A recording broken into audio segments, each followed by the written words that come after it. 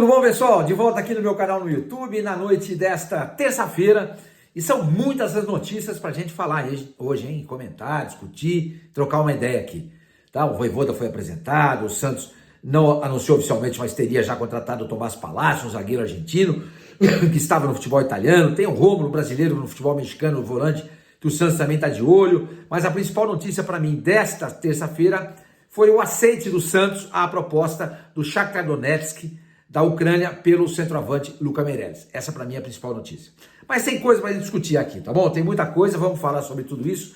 Mas antes eu queria pedir para vocês se inscreverem no canal, dê um like, ative o sininho e hypa esse vídeo. Tudo isso é importante, vocês sabem disso. Eu já estou com quase 170 mil inscritos. Para ser exato, 179.700 inscritos. Será que eu chego? Hoje é terça? Será que até quinta-feira eu chego em 170? Eu sei que se depender de vocês eu chego. Valeu. Gente, é o seguinte. O pessoal está muito contente, obviamente, pela contratação do Vojvoda, mas eu quero abrir esse vídeo para falar sobre o Luka Meireles, tá? O Santos aceitou, pelo que eu apurei, a proposta do Shakhtar Donetsk, da Ucrânia, de 12 milhões de euros pelo Luka Meireles. 12 milhões de euros. Sendo que o Santos tem direito a 70% desse valor. Os outros 30% pertencem ao jogador e ao empresário, alguma coisa assim. Mas o que importa é o lado do Santos. O Santos tem direito a 8 milhões e 400 mil euros, que significam 70% de 12 milhões de euros. Tá? Tinha uma discussão de que o Santos estava querendo 12 milhões pela parte dele. Confesso a vocês que isso eu não consegui apurar ainda. Esse é um ponto. O segundo ponto, o Santos estava pedindo um percentual do valor dos direitos econômicos do jogador. O Shakhtar quer dar ao Santos um percentual em cima da mais-valia. O que é mais-valia? Para a gente entender. Mais-valia é o seguinte, você vendeu o jogador por 12, aí o Shakhtar vende ele por 20 para um time lá da Europa. A mais-valia é a diferença desses 12 para os 20, ou seja, 8%. 8 milhões, perdão. 12 milhões para 20 milhões dá 8 milhões. 12 para 20 dá 8, certo? E aí o Santos teria um percentual em cima desses 8 milhões. Não é negócio. O negócio, claro, é você ter um percentual em cima do valor do passe. Por exemplo, vendeu por 12. Aí o Shakhtar negocia ele, sei lá, com a Premier League. Ele vai ser negociado por 35 milhões. Você tem direito a 20%, ou seja, você tem direito a 7 milhões. 20% de 35 milhões, a gente tem um montante de 7 milhões de euros. Entendeu? Então, a informação que eu apurei nessa terça-feira é que o Santos aceitou a proposta do Shakhtar Donetsk. E o Luka Meireles mal jogou. Ele fez 17 jogos no time principal do Santos. O resto tudo jogou no time de baixo. Porque não teve oportunidade. Porque de maneira equivocada, o seu Marcelo Teixeira e a sua diretoria, primeiro com... Já era o Pedro Martins na época. O Santos contratou o Tiquinho. Pagou 3 milhões de euros pelo Tiquinho. Não é que o Tiquinho veio como parte do pagamento do Jair, não. O Santos vendeu o Jair por 12 e aí comprou, usando 3 milhões desses 12 usou para comprar o Tiquinho. 3 milhões de euros para um jogador em fim de carreira. Mas que na época, eu confesso a vocês, eu fiquei entusiasmado, porque, o Tiquinho tinha feito a temporada anterior muito boa pelo Botafogo, a passada não foi boa porque o pai dele faleceu, e ele teve problemas de ordem psicológica, enfim, se abateu demais com a morte do pai, perdeu o rendimento e consequentemente, o lugar no time para o Igor Jesus, tá? Mas eu até gostei. O que eu achei um exagero foi pagar 3 milhões de euros num jogador em fim de carreira. Mas aconteceu. Para piorar a situação do Luka Meireles, o Santos emprestou o David Washington do Chelsea.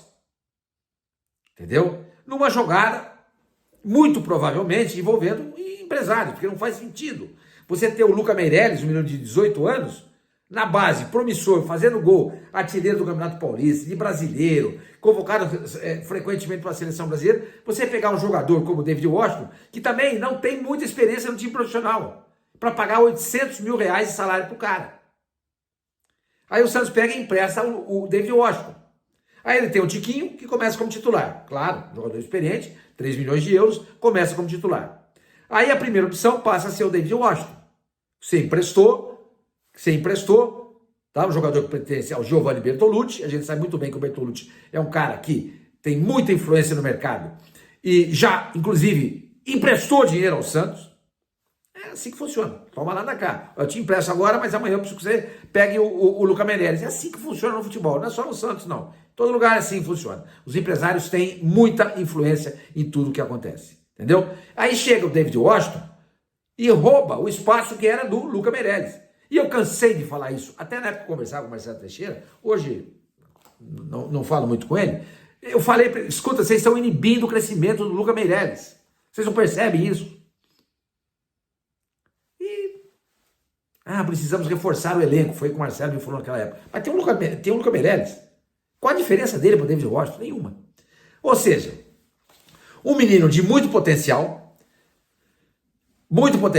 nem sequer passou pelo Santos, no time profissional, 17 partidas, como eu falei para vocês, e agora o Santos aceitou a proposta do Shakhtar Donetsk, pelo que eu apurei. Tá? Repito, uma proposta do Shakhtar de 12 milhões de euros. Isso não vem dinheiro um em cima do outro, não. Isso vem parcelado. Ninguém paga à vista nada. Quem paga à vista é o Flamengo. Contratou o De La Cruz do River Plate, pagou 16 milhões de euros. Pagou cash, porque tem dinheiro. Porque é bem administrado. Porque a gestão é profissional. Ao contrário, por exemplo, do Santos, que tem uma gestão amadora. Ruim, capenga, obtusa, míope. Escolhe o adjetivo que você quiser. E vai servir para essa administração do Marcelo Teixeira, que é ruim. Então o Santos perde esse menino, o Lucas Meirelles. Já foi anunciado oficialmente? Não foi. Assim como o Tomás Palacios também não foi. Mas, repito, a apuração que eu fiz nesta manhã de terça-feira é que o Santos aceitou a proposta do Shakhtar pelo Lucas Meirelles de 12 milhões de euros. Uma pena, porque até o pessoal estava comentando, eu estava vendo aí nas redes sociais, os comentários, eu até postei essa informação no Twitter, no X, né? O pessoal dizendo, caramba, o Guinegão fez metade dos gols que o Lucas Meirelles fez na base, e já está jogando no time de cima, já fez 2 gols, o Lucas Meirelles não joga. Claro, porque o Santos é mal administrado. Vocês entenderam? O Guinegão está jogando lá. Somani, mas está jogando porque o Yuri se machucou. Mas o Santos tem o Tiquinho e o David Washington. Os dois não jogam. Por que não dá chance para esse menino ser titular? Ninguém dá. Entendeu? Porque não tem chefe. Porque não tem patrão lá dentro. Porque se tem patrão, o cara fala assim pro técnico, fala assim, escuta, é o seguinte, velho, esse menino precisa jogar. Não é possível. O mundo tá vendo que o Tiquinho e o David Washington não estão jogando nada. Vocês vão insistir com esses caras? Nós temos um moleque na base que é artilheiro brasileiro da categoria de base e é convocado para a seleção o tempo inteiro? Alguém precisa fazer alguma coisa. Mas não tem esse alguém dentro do Santos. Não tem.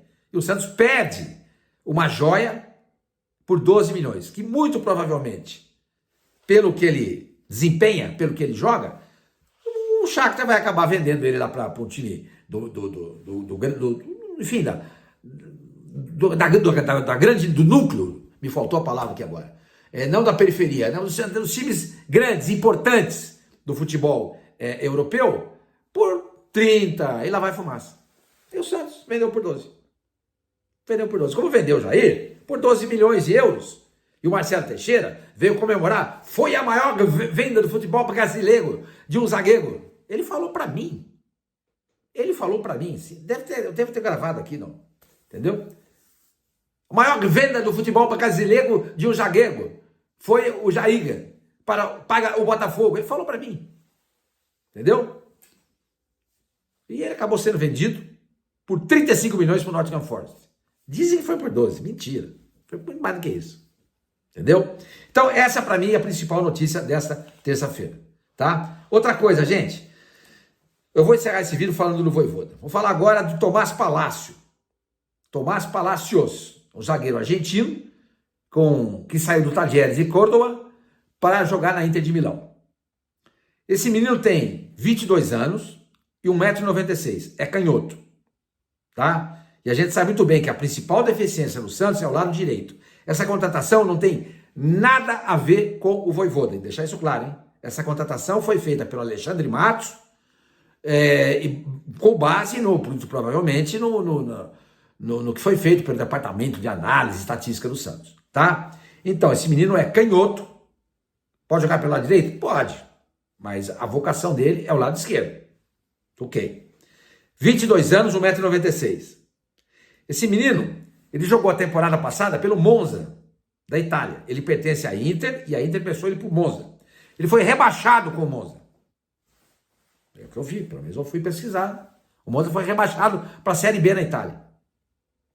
Então ele fez 8 jogos pelo Monza nesse ano, que ele chegou lá na janela de janeiro, porque ele chegou na Inter de Milão, fez 2 jogos. Se fez 2 jogos, é sinal que não aprovou. Aí ele é emprestado para o Monza, faz 8 jogos e é rebaixado. Esse menino tem 48 jogos na carreira, hein? 48 jogos na carreira. Ah, senhor Mano, mas é uma promessa. Mas pera um pouquinho, promessa nós temos o João Ananias. Na própria entrevista hoje, que o Vojvoda falou assim, é cultural no Santos usar a base. É inacreditável o que acontece aqui. Mas o Santos prefere emprestar um jogador de 22 anos sem qualquer experiência no time de cima. É bom dizer que ele fez mais de 20 jogos no Talheres. Chegou a jogar lá. Vamos dizer isso. Mas foi para a Inter de Milão, fez 2 jogos e mais 8 jogos no Monza e foi rebaixado. Esse é o zagueiro que o Santos contratou. Tomara que dê certo. Eu estou dizendo aqui que vai dar errado. E pelo amor de Deus, hein? Eu não estou dizendo aqui que vai dar errado.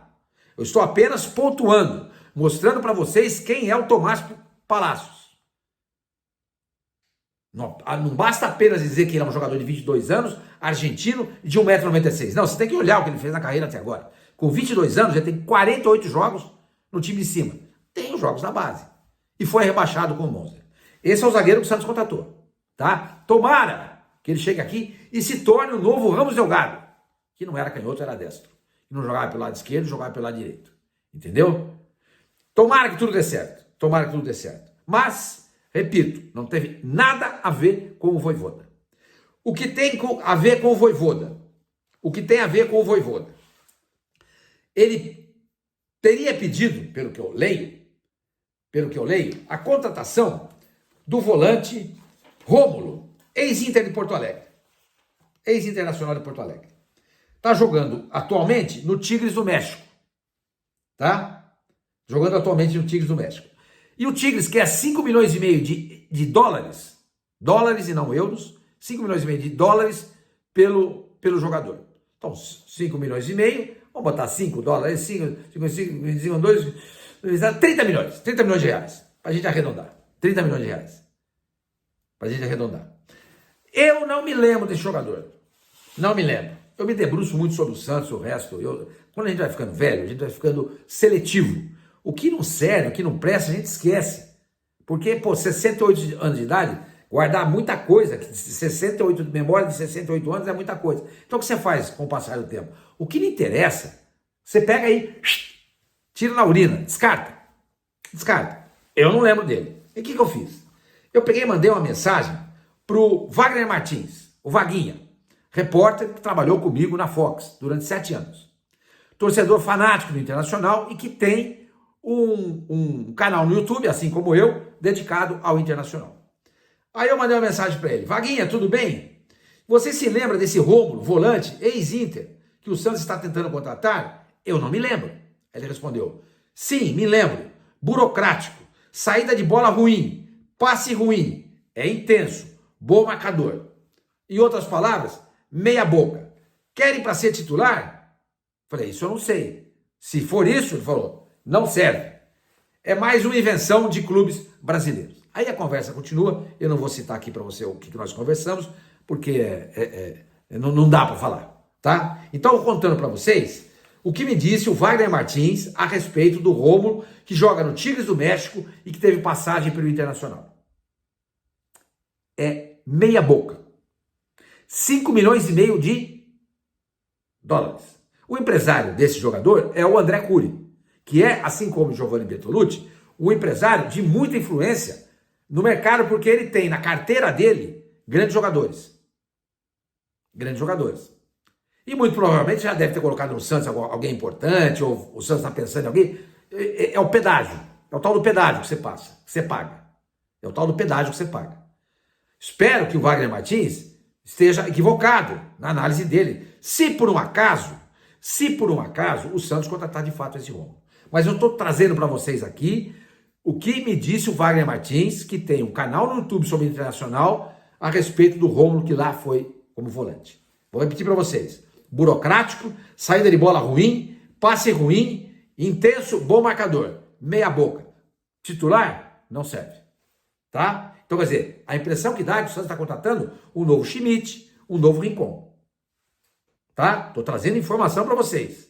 Eu não estou dizendo aqui que ele vai chegar aqui e não vai jogar nada. Eu estou trazendo informações para a gente digerir e analisar e ver o que é isso, se é isso mesmo. A informação que eu peguei é essa. Se eu tiver novas informações, amanhã, por exemplo, ou depois da manhã, eu pego e faço um novo vídeo. Tá bom? Outra coisa, Vojvoda chegou. Pô, a simpatia em pessoa, né? Nada a ver com o São Paulo, por exemplo. Né? Nada, aquela amarrada, ao contrário. Se emocionou quando lembrou do pai. Pelo jeito que ele falou ali, ou ele tem saudade do pai que está longe, ou o pai faleceu. Ele se emocionou na hora que começa a falar do pai dele. Que ele falou assim para ele, meu pai estaria orgulhoso de me ver aqui hoje como treinador do Santos. Porque o pai dele viu o Pelé jogar. O pai dele viu o Pelé jogar. E segundo o Vojvoda, o pai dele falava maravilhas do Pelé, óbvio. Você vai falar do Pelé, aí ele aqui, ó, o homem aqui, ó. Você vai falar do Pelé, só tem maravilhas para falar dele. Porque o Pelé era fora da cor, de outro planeta. Como fala o Pepe, o seu Macia, ponto esquerda, o Pelé é de outro planeta, não conta. Tanto que ele, em tom de brincadeira, o Pepe fala assim, eu sou o maior artilheiro da história do Santos. Mas seu Macia, né, eu chamo ele de seu Macia, mas o maior artilheiro da história do Santos é o Pelé. Você não, o Pelé é de outro planeta, não conta. Só contam os seres humanos. Então, eu sou o maior artilheiro da história do Santos. Que ele fez, acho que 450 gols, uma coisa assim. Entendeu? Então, o pai do Vojvoda falava do Pelé para o Vojvoda. E ele se emocionou ao dizer que o pai estaria orgulhoso dele nesse momento, ao vê-lo treinando um dos maiores times do mundo, o Santos Futebol Clube. E lembrou que o Santos é uma marca mundial. Não adianta. O Santos é uma marca mundial. Esses outros times brasileiros que estão brigando pelo Flamengo, Palmeiras, etc e tal, eles vão ter que, sabe, comer muita grama para atingir o status que o Santos um dia atingiu mundialmente. E nem sei se vão conseguir. Acho que não. Hoje é assim o Santos? Não. Não, hoje o Santos não é assim. Hoje, lamentavelmente, o Santos é um time mal dirigido, tá? Por N presidentes, e nesse momento pelo Marcelo Teixeira, e que briga todo o campeonato para não ser rebaixado. Essa é a nossa realidade. Mas na história do futebol, o Santos ocupou um espaço, em determinado momento da história, especialmente na década de 1960, que, muito provavelmente, nenhum time jamais na história do futebol brasileiro vai ocupar. Até porque o calendário hoje em dia não permite isso. Então o Santos viajava o tempo inteiro, ele se exibia. Os estádios viviam lotados. Então o Vojvoda sabe disso e falou disso na entrevista coletiva. Falou também que não tem um sistema de jogo fixo.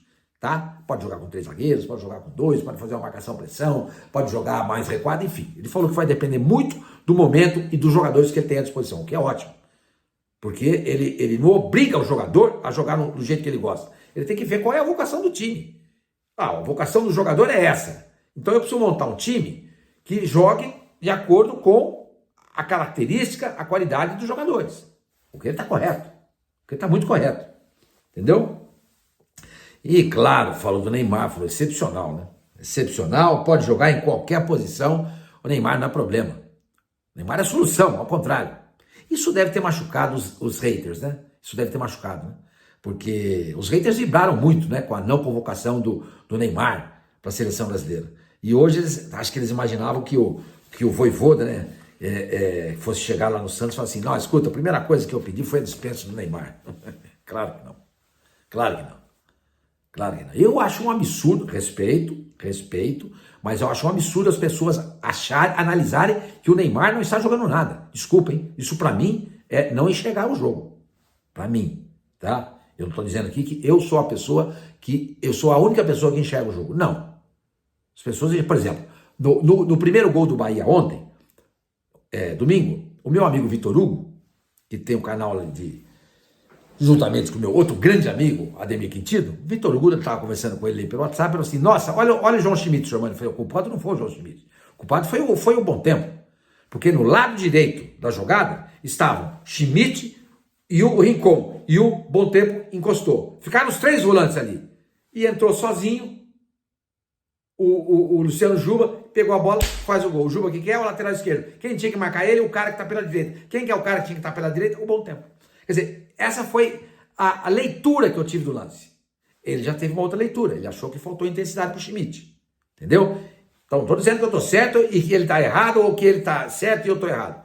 É visão. Eu, se fosse treinador, eu chamaria o Bom Tempo e falaria, escuta, o que você foi fazer daquele lado? Já tinha 2 volantes lá. Para que você foi lá? Você tinha que olhar o Juba. Até porque o Everton Ribeiro é um jogador de passe excepcional, de um QI de futebol altíssimo, ele está lá encurralado, ele encontra a solução para inverter o jogo para o lado fraco, ou seja, o lado onde tem menos gente. Porque o lado onde tem mais gente é naturalmente o lado da bola. Enfim, estou só dando esse exemplo a vocês. Para mim, o Neymar joga muito e tem jogado muito. Se você pegar todos os jogadores da seleção brasileira, Vinícius, o Rodrigo nem foi chamado, mas vamos botar o Rodrigo, Rafinha, Endrick, Estevão, nenhum deles joga a metade do que o Neymar joga com uma perna amarrada. Mas os haters não veem assim, e eu respeito, entendeu? Eu respeito. São haters, lamento muito isso, as pessoas se deixarem levar pelo coração para analisar um jogador, entendeu? Porque não gostam dele como pessoa, isso também não me vem ao caso. Tem muito jogador que eu não gosto como pessoa e que eu acho que é ótimo. Por exemplo, eu não vou citar exemplo, é chato. Não vou citar. Mas tinha um jogador aí, por exemplo, que eu não gostava dele como pessoa. Mas eu jamais deixei de ver a grandeza dele.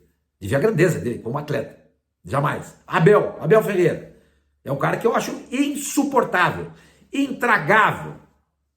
Intragável e insuportável. Mas ele é um grande treinador.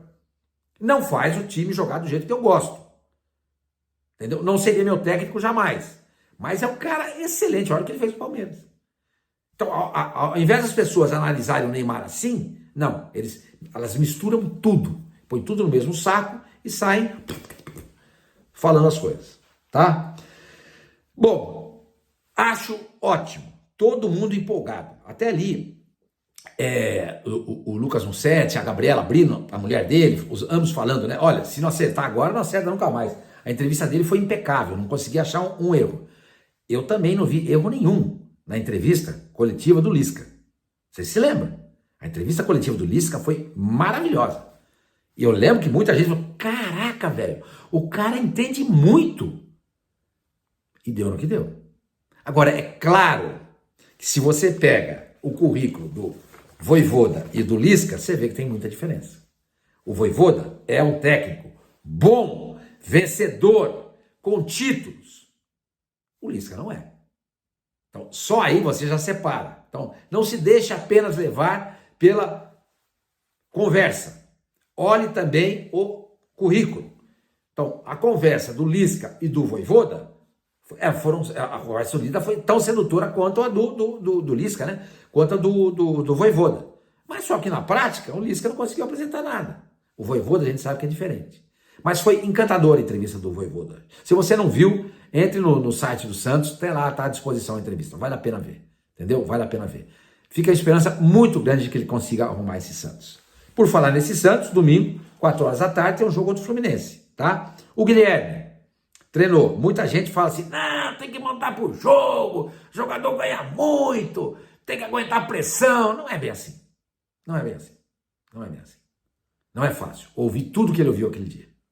Ser chamado de lixo. Entendeu? E tem muita gente falando, legal, já conseguimos tirar o Guilherme, agora a gente precisa tirar os outros. Não é assim, cara. Não é assim, tá? Não é assim. Mas hoje ele treinou. Foi jogador, acho que por 2 temporadas, ou uma, não me lembro, do Vojvoda no Fortaleza. Inclusive naquele jogo que o Santos foi rebaixado, na Vila Belmiro, o Guilherme jogou. O ataque era Marinho, um centroavante e Guilherme. Então ele trabalhou com o Vojvoda. E o Vojvoda espera, né, que ele possa se recuperar. Foi o que ele falou a respeito do Guilherme. Vai ter uma conversa com ele para ver como é que está a cachola dele. Tá? O Baço está em transição. Não está pronto ainda. Acho que não joga contra o Fluminense. Está em transição. Tá? Arão.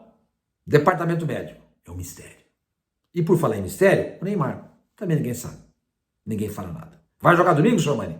Não sei. Como é que ele tá? O que ele tem? Não sei. Ninguém fala nada. Ninguém fala nada. Porque essa é a principal característica dessa administração Marcelo Teixeira. A falta de transparência. Tá bom? Só para encerrar, gente, o Santos ainda quer o centroavante, viu? E vendeu o Lucas Meirelles. Durma com esse barulho. Até mais.